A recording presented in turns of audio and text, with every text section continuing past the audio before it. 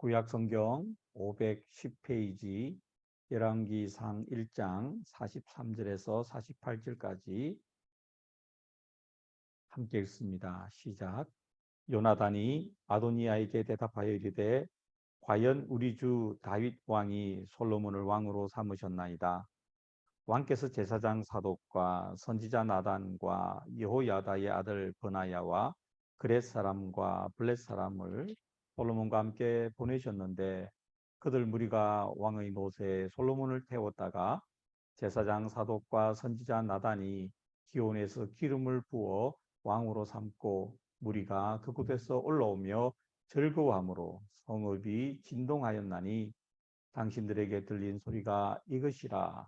또 솔로몬도 왕자에 앉아있고 왕의 진할도 와서 우리 주 다윗 왕에게 축복하여 이르기를 왕의 하나님이 솔로몬의 이름을 왕의 이름보다 더 아름답게 하시고 그의 왕위를 왕의 위보다 크게 하시기를 원하나이다 하매 왕이 침상에서 몸을 굽히고 또한 이르시기를 이스라엘의 하나님 여호와를 찬송하리로다. 여호와께서 오늘 내 왕위에 앉을 자를 주사 내 눈으로 보게 하셨도다 하셨나이다 하니. 아멘. 우리가 읽지는 않았지만 열왕기상은 다윗 왕의 인생의 마지막, 다윗이 어떻게 늙어서 인생을 마무리하느냐, 어떻게 그의 왕위를 그의 자녀 아들인 솔로몬에게 넘겨주느냐, 이런 이야기가 쭉 기록되어 있습니다. 근데 이게 순탄하지가 않았습니다. 아들 중에 아도니아라는 아들이 반란을 일으켰거든요. 자기가 스스로 왕이 되었다고 이렇게 이야기합니다. 그런 가운데서 선지자 나단이 또 중재를 나서서 결국에는 솔로몬으로 왕위를 승계하게 되는 그런 과정이 지금 우리가 읽은 내용인데요.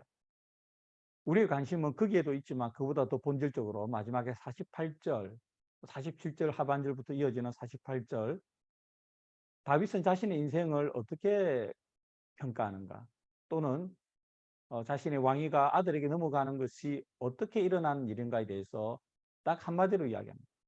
이것을 우리가 쓰는 말로 바꾸면 하나님께서 하셨습니다. 하나님께서 하셨습니다. 다윗이 이런 표현을 하진 않았지만 자기 눈으로 하나님께서 세우신 솔로몬을 보게 되었다고 말함으로써 결국 우리가 번역하면 하나님께서 하셨습니다, 이런 말입니다. 48절을 보면 이렇게 되어 있잖아요. 또한 이르시기를, 왕이 이르렀단 말이죠. 다윗이 말했다는 말입니다. 이스라엘의 하나님 여호와를 찬송하리로다. 여호와께서 오늘 내 왕이 앉을 자를 주사 내 눈으로 보게 하셨도다 하셨나이다.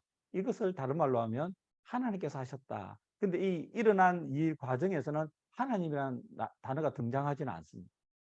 전부 다 사람들이 움직여서 했고 최종적으로 다윗이 결정해서 했는데, 다윗은 그 과정의 결과물을 바라보고, 즉 자기 아들이 왕위에 앉는 것을 보면서 뭐라고 이야기하느냐면, 우리말로 해석하면 하나님이 하셨다는 거예요. 하나님.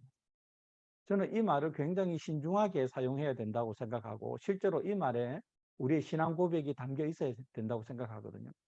우리가 종종 이런 이야기를 많이 듣습니다. 어떤 특히 교회 무슨 행사나 이런 데 가보면, 특히 좋은 행사죠.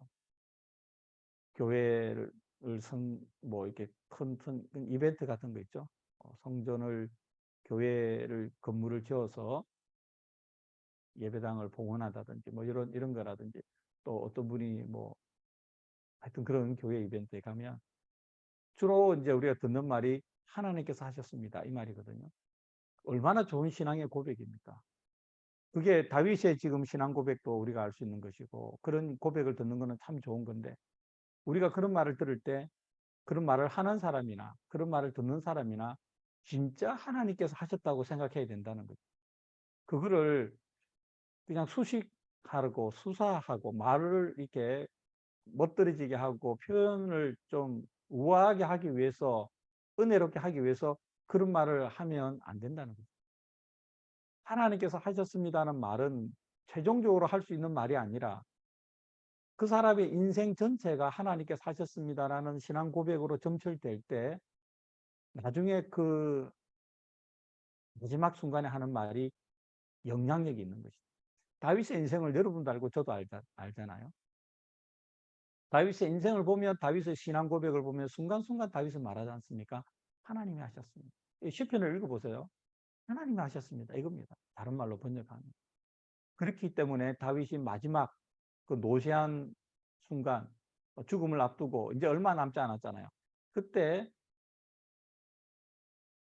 자기 아들 솔로몬을 자기의 후계자로 책봉하고 왕위를 물려주고 나서 지금 어디서 합니까? 침상위에서 합니다. 보세요. 47절 보시면 그의 왕위를 왕의 위보다 크게 하시기를 원하나이다 고 신하들이 이야기하니까 왕이 침상에서 몸을 굽히고, 그러니까 다윗이 얼마나 노시합니까? 지금 이렇게 뭐 왕자에 앉아가지고 폼나게 할 수 있는 그런 상황이 아닙니다. 그냥 침상에 누워 있는 겁니다. 여러분 1절부터 읽어보면 아주 노쇠하고 극도로 노쇠한 상태입니다. 그런데 있는 힘을 다해서 침상에서 몸을 일으키죠.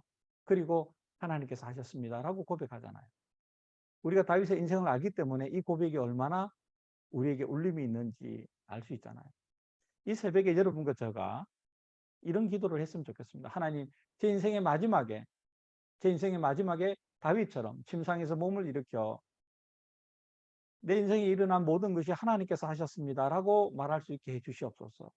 그리고 단지 마지막 순간에 그렇게 말하는 것뿐만 아니라 그렇게 말할 수 있도록, 그렇게 말하는 것이 그 말을 듣는 모든 사람에게 울림이 있고 공감이 될 수 있도록 오늘 하루하루를 하나님께서 행하셨습니다라는 그 기대를 가지고, 하나님께서 행하실 것입니다라는 기대로 하루를 시작하고, 하루 진행할 때는 하나님 함께 하여 주시옵소서, 하나님께서 행하여 주시옵소서 이렇게 기도하면서 하루를 마감할 때는 하나님께서 하셨습니다라고 고백하는 그런 하루하루가 겹겹이 쌓여간다면, 여러분과 제가 인생의 어느 한 순간에 하나님께서 내 인생에 이런 일을 행하셨습니다라고 고백할 때 그 고백이 울림이 있는 것이죠.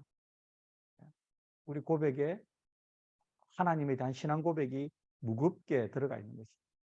오늘 다윗의 모습을 보면서 그런 생각이 들었습니다. 부럽기도 하고 우리가 또 롤 모델로 삼아야 되겠다는 생각도 합니다.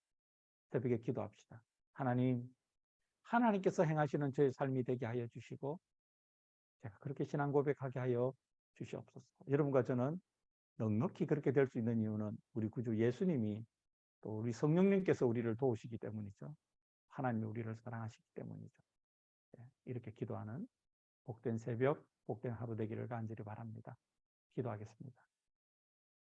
오늘도 주신 말씀 아멘으로 받습니다. 하나님 귀한 말씀을 받고 우리 마음에 도전과 자극과 결단과 결심을 합니다.